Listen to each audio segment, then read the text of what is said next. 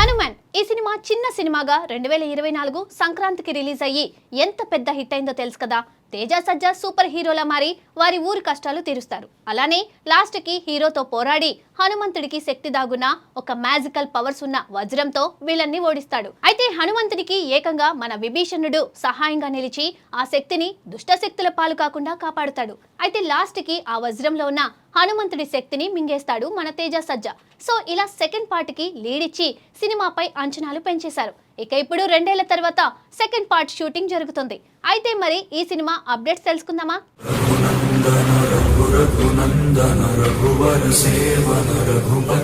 Pan India స్థాయిలో భారీ విజయాన్ని అందుకున్న హనుమాన్ సినిమాకు కొనసాగింపుగా తెరకెక్కుతున్న మైథలాజికల్ అడ్వెంచర్ చిత్రం జై హనుమాన్ ప్రస్తుతం దేశవ్యాప్తంగా సినీ ప్రేక్షకుల దృష్టిని ఆకర్షిస్తోంది. సూపర్ హీరో కాన్సెప్టును భారతీయ పురాణాల స్ఫూర్తితో మిళితం చేసి కొత్త తరహా కథను చూపించిన దర్శకుడు ప్రశాంత్ వర్మ ఈసారి మరింత పెద్ద స్కేల్లో మరింత గొప్ప కథతో ప్రేక్షకుల ముందుకు రావడానికి సిద్ధమవుతున్నారు. హనుమాన్ లో చూపించిన సూపర్ మ్యాన్ యూనివర్స్ ని ఇంకా స్ప్రెడ్ చేసి మరింత బలమైన భావోద్వేగాలతో పాటు అద్భుతమైన విజువల్స్ తో ఈ సినిమా రూపొందుతుంది.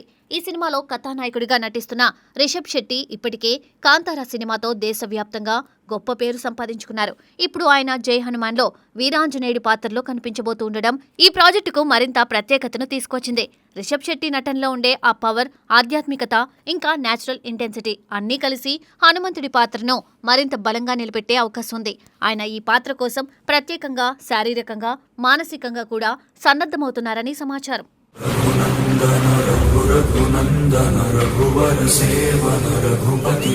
ఇక ఈ సినిమాలో మరో ముఖ్యమైన ఆకర్షణగా నిలిచేది రానా దగ్గుబాటి పాత్ర. రానా ఎప్పుడూ విభిన్నమైన పాత్రలు ఎంచుకుంటూ తనకంటూ ప్రత్యేక గుర్తింపు సంపాదించుకున్నారు. ఈ సినిమాలో ఆయన చేస్తున్న పాత్ర గురించి పూర్తి వివరాలు బయటకు రాలేదు, కానీ అది కథలో కీలక మలుపు తిప్పేలా ఉంటుందని ఇండస్ట్రీలో టాక్ వినిపిస్తుంది. రానా పాత్ర ఎలా ఉండబోతుందో తెలుసుకోవాలనే ఆసక్తి అభిమానుల్లో పెరుగుతుంది. మరొక ఆసక్తికరమైన అంశం ఏమిటంటే ఈ సినిమాలో శుక్రాచార్యుడి పాత్రలో అక్షయ్ ఖన్నా కనిపించబోతున్నారు. ఆయన తన కెరియర్లో ఎన్నో విభిన్న పాత్రలు పోషించినప్పటికీ ఇలాంటి పురాణ పాత్రలో నటించడం కొత్త అనుభవంగా మారనుంది. శుక్రాచార్యుడు అంటే జ్ఞానం, వ్యూహం, మాయాజలం అన్నీ కలగలిపిన ఒక క్లిష్టమైన పాత్ర. అలాంటి పాత్రను అక్షయ్ ఖన్నా ఎలా ప్రజెంట్ చేస్తారో చూడాలని ప్రేక్షకులు ఆసక్తిగా ఎదురుచూస్తున్నారు. అతని ఎక్స్ప్రెషన్స్ కూడా భలేగా మ్యాచ్ అవుతాయని దురంధర్ సినిమా చూసిన ప్రతి ఒక్కరికి తెలుసు. అంతెందుకు, ఒకసారి రెహమాన్ డకాయిత్ కి దీ హుయి మౌత్ బడీ జలీం హోతీ హే అనే డైలాగ్ చెప్తున్నప్పుడు ఆయన ఎక్స్ప్రెషన్స్ సూపర్ అంతే. అలానే శుక్రాచార్యుడు అంటే ఎంత కపట బుద్ధి ఉంటుందో తెలుసు కదా. సో పర్ఫెక్ట్ మ్యాచ్ అనమాట. ఇంకా జై హనుమాన్ కథలో ముఖ్యమైన హైలైట్ సప్త చిరంజీవుల కాన్సెప్ట్. భారతీయ పురాణాల్లో చిరంజీవులుగా చెప్పబడే 7 మహానుభావులు అశ్వత్థామ, మహాబలి, వ్యాస మహర్షి, హనుమంతుడు, విభీషణుడు, కృపాచార్యుడు, పరశురాముడు వీరందరూ ఒకే కథలో భాగమవుతారని సమాచారం. ఈ కాన్సెప్ట్ను దర్శకుడు ప్రశాంత్ వర్మ ఒక కొత్త కోణంలో ఆధునిక టచ్ తో చూపించబోతున్నారు. అందుకే ఈ సినిమా హాలీవుడ్ లో వచ్చిన అవెంజర్స్ తరహాలో అనిపిస్తుందని సినీ వర్గాలు చెబుతున్నాయి. కానీ ఇందులో పూర్తిగా భారతీయ సంస్కృతి, పురాణాల ఆధారిత కథ ఉండడమే దీని ప్రత్యేకత.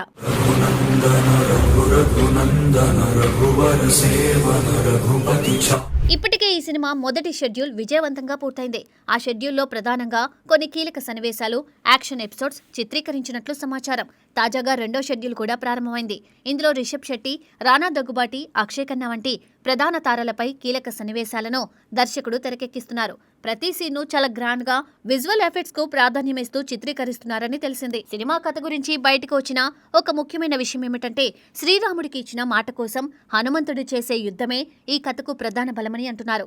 ఈ అంశంలో కథలో ఎమోషన్ ను మరింత పెంచేలా ఉండబోతుందని అంచనా. హనుమంతుడి భక్తి, విశ్వాసం, ధైర్యం అన్ని ప్రేక్షకుల హృదయాలను తాకేలా చూపించబోతున్నారు.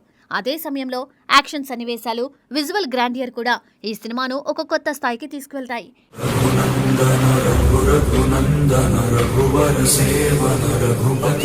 ఈ భారీ ప్రాజెక్టును ప్రముఖ నిర్మాణ సంస్థ మైత్రి మూవీ మేకర్స్ అత్యంత ప్రతిష్టాత్మకంగా నిర్మిస్తోంది. నిర్మాతలు నవీన్ ఎర్నేని, రవిశంకర్ ఎలమంచిలి ఈ సినిమాను ఎలాంటి కాంప్రమైజ్ లేకుండా అత్యున్నత ప్రమాణాలతో తెరకెక్కిస్తున్నారు. ఖర్చు విషయంలో కూడా ఎక్కడ తగ్గడం లేదని తెలుస్తోంది. ప్రతి ఫ్రేమ్లోనూ గ్రాండియర్ కనిపించేలా ప్లాన్ చేస్తున్నారు. సంగీత దర్శకుడిగా గౌరా హరి ఈ సినిమాకు సంగీతాన్ని అందిస్తున్నారు. ఆయన ఇప్పటికే కొన్ని సినిమాల్లో తన ప్రతిభను నిరూపించుకున్నారు. జై హనుమాన్ లాంటి మైథలాజికల్ సినిమాలో సంగీతానికి చాలా ప్రాధాన్యం ఉంటుంది. ముఖ్యంగా హనుమంతుడి పాత్రకు సంబంధించిన బ్యాక్గ్రౌండ్ స్కోర్, యుద్ధ సన్నివేశాల్లో వచ్చే సంగీతం ప్రేక్షకులను కట్టిపడేసేలా ఉండాలి. అందుకే గౌరా హరి కూడా ఈ ప్రాజెక్టు కోసం ప్రత్యేక శ్రద్ధ తీసుకుంటున్నారని సమాచారం. రిలీజ్ విషయానికి వస్తే ఈ సినిమాను సంక్రాంతి కానుకగా ప్రేక్షకుల ముందుకు తీసుకురావాలని మేకర్స్ ప్లాన్ చేస్తున్నారు. సంక్రాంతి అంటే పెద్ద సినిమాలకు సరైన సమయం. కుటుంబంతో కలిసి చూసేలా ఉండే ఈ సినిమా ఆ సీజన్లో విడుదలైతే మరింత మంచి రెస్పాన్స్ వచ్చే అవకాశం ఉంది. ఇప్పటికే ఈ ప్రాజెక్టుపై భారీ అంచనాలు ఉన్నాయి. ట్రైలర్, టీజర్ విడుదలైన తర్వాత ఈ అంచనాలు ఇంకా పెరిగే అవకాశం ఉంది.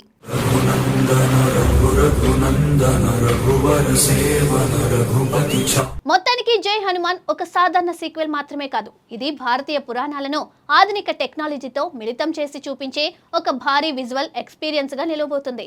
రిషబ్ శెట్టి పవర్ఫుల్ నటన, ప్రశాంత్ వర్మ క్రియేటివిటీ, భారీ తారాగణం అన్నీ కలిసి ఈ సినిమాను ఒక మైలురాయిగా మార్చే అవకాశం ఉంది.